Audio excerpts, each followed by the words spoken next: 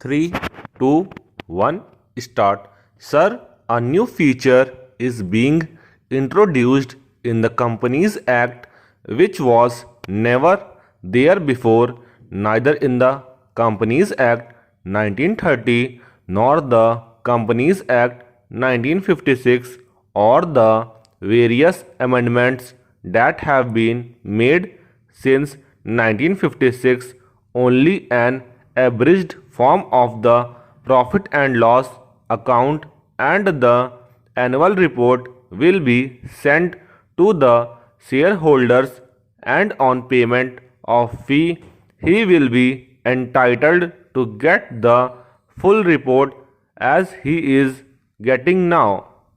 If the Honorable Minister looks into the representations from various shareholders associations over the years, you will find that even the existing requirement of information to be provided to the shareholders is not enough. In fact, shareholders associations have already represented that the information given to them should be much more specific. In companies which have got various divisions, it should be division wise. There are a lot of other features which they have pointed out from time to time. Here we find a bill which has been ostensibly brought to protect these very small shareholders and depositors, which takes away even the existing rights being given to them. It is a very serious matter in corporate functioning, as we have seen over the last few years.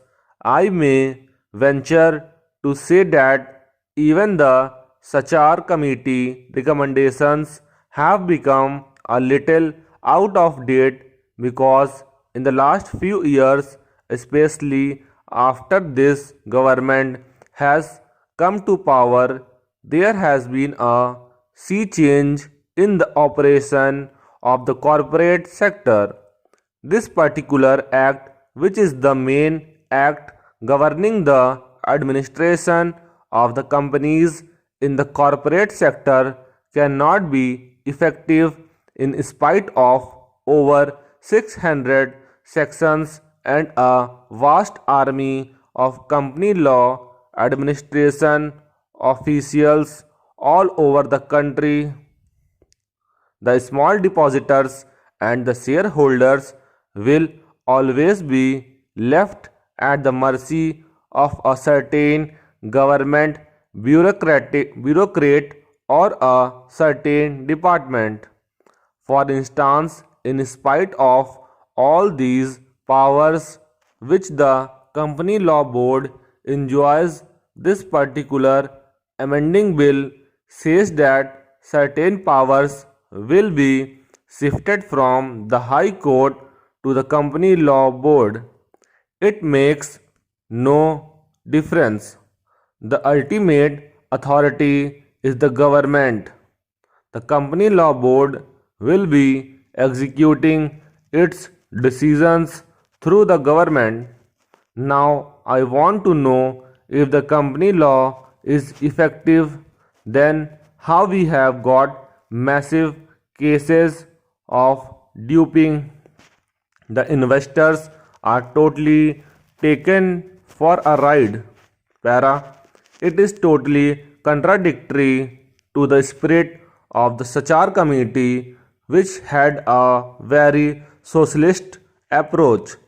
It is contrary, if I may submit with your permission, to the thinking of own Prime Minister. I do not understand who is the author of this bill. I do not understand how this kind of omnibus bill without direction has been brought.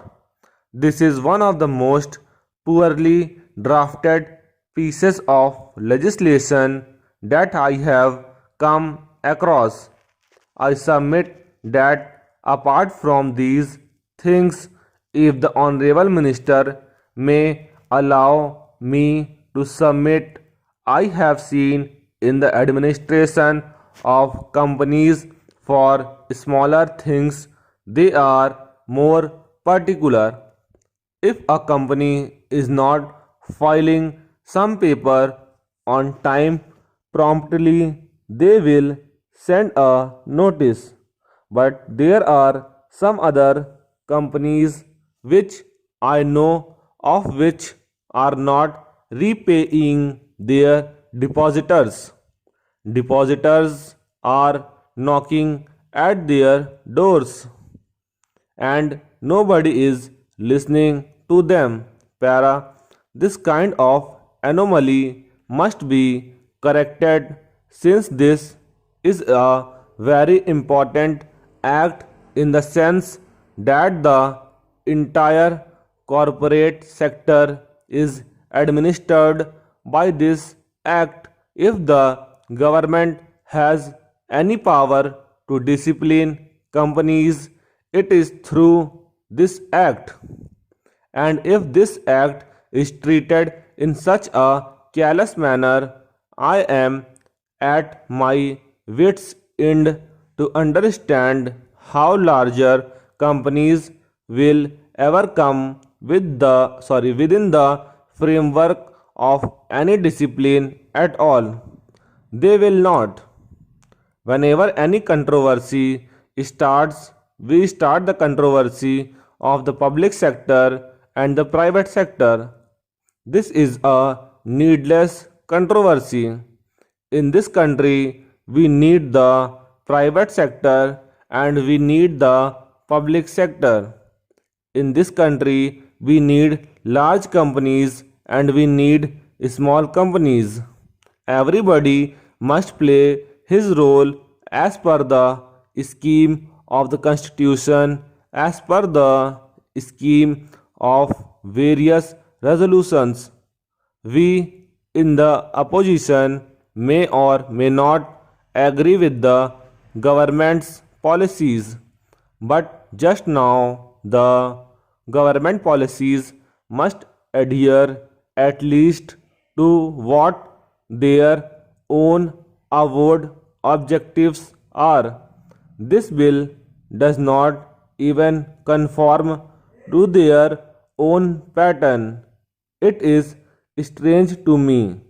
I do not understand how these provisions have found their way into this bill, especially in relation to the entire corporate deposits and loans, just because a few high court judgments have clearly stated that a loan is different from a deposit. The reason you are giving is that this bill also include the provision to plug loopholes and remove some lacuna. This is not a loophole or a lacuna.